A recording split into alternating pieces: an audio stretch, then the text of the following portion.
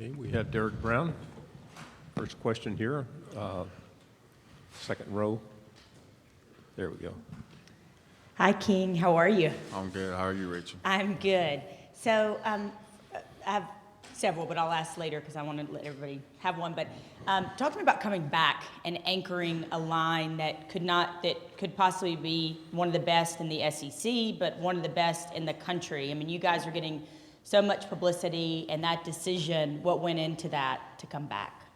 Definitely, like I said before, my dad's always told me not to always finish everything you started. And having certain worries about how long it would have took me to obtain my degree if I had left and then came back, and how many springs that would look like. I decided and just wholeheartedly decided that it was better for me to finish my degree now. And I want to set the standard for my son growing up that, education is what's going to happen. It's not an option.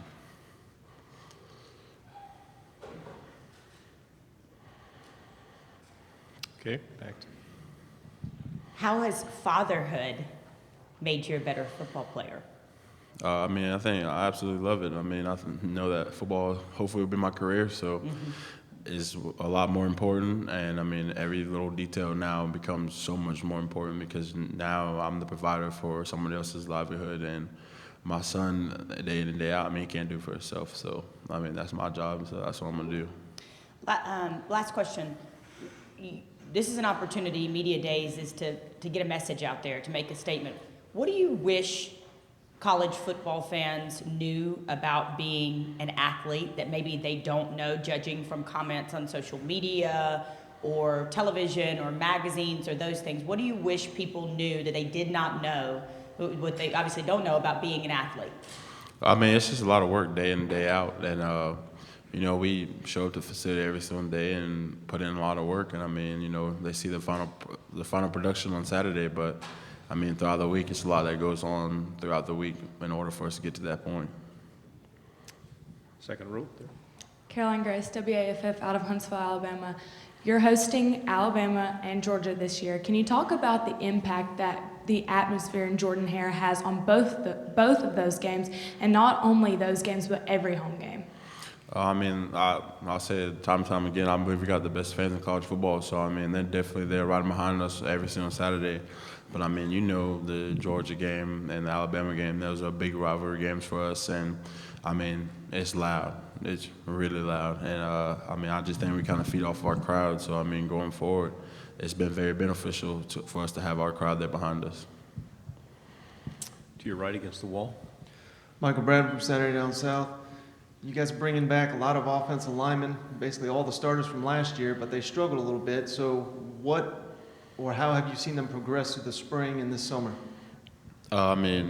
Definitely just being able to get more experience. For you to sit there and say that people going into their first year of playing should be out there and be great. Yeah, you can say that, but we all know that's not realistic. So, going forward, just being able to practice with these guys in the spring and just see how far they came along.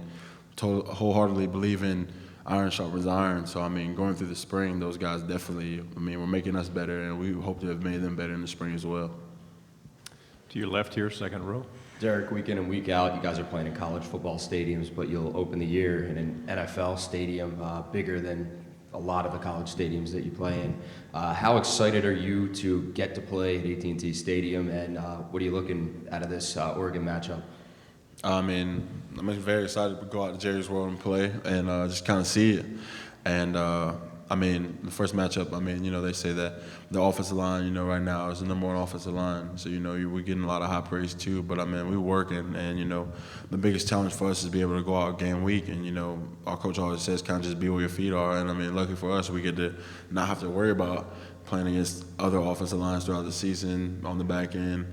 And all we got to do right now is worry about playing Oregon first. Second row here. Derrick, do you guys have defined expectations as a team this year? And if so, what are they? SEC championship, being able to compete for an SEC championship, and then being able to compete for a national championship. For anybody to sit here and tell y'all that they don't want to go to a national championship or they don't want to go to the SEC championship, and they're lying. And I mean, every week guys come in every single week. They're not coming in hoping to play in this game or that game at the end of the year. Everybody wants to be in that 4-game playoff. So, I mean, I think that's the goal, and I think that's the goal for every college football team in the country.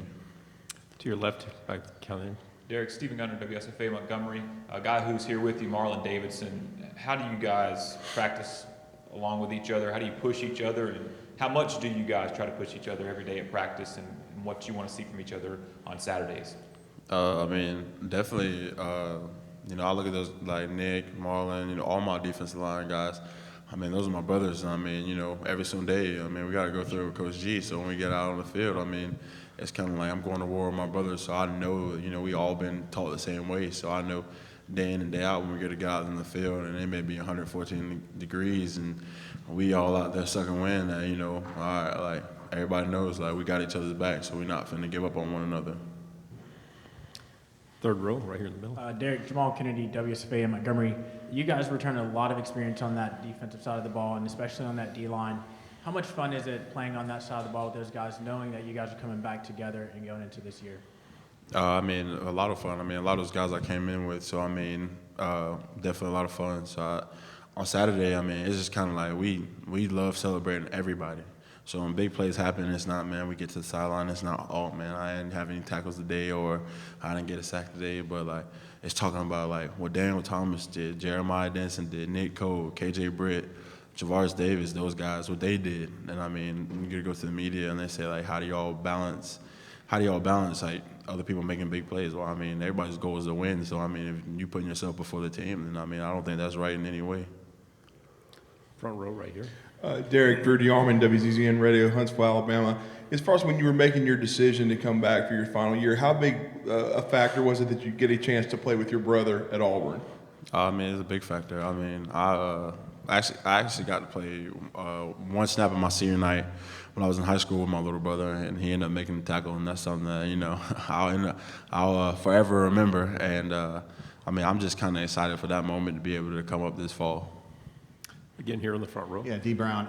Tell me what you like and admire about Marlon as a player. You've played with him for a long time now. I mean, a lot of y'all may not know, but like Marlon, he got serious like anger issues. So I mean, I think it's funny to get him going like before the game, and then like, just like messing like, man, I know you're not gonna get. I was like, why are you trying? You're not even gonna get no sack today. And then like, he gets mad, and I'm like, yeah, there we go. And and then I'm just like, I don't have to deal with it, so I can do whatever I want and get him as frustrated as I want to.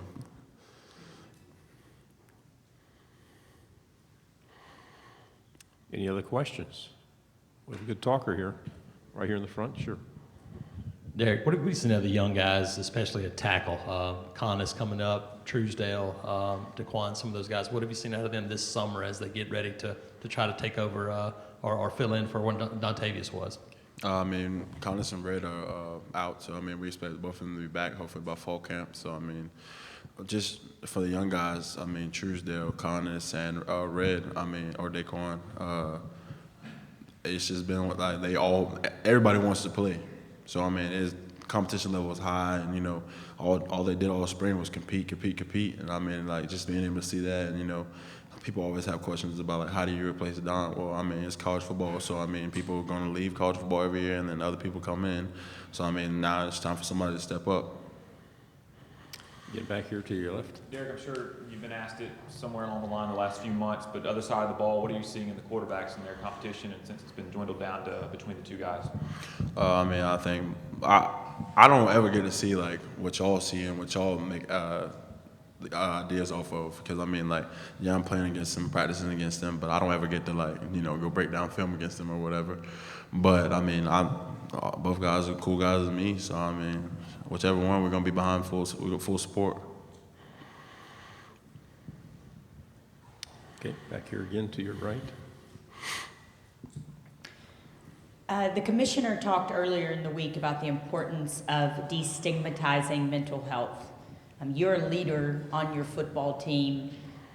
What would you say as a leader, for your football team and for football players across the country about the importance of it not being seen as weak or being seen as not masculine or not strong or attractive when one person or anybody struggles in the mental health area?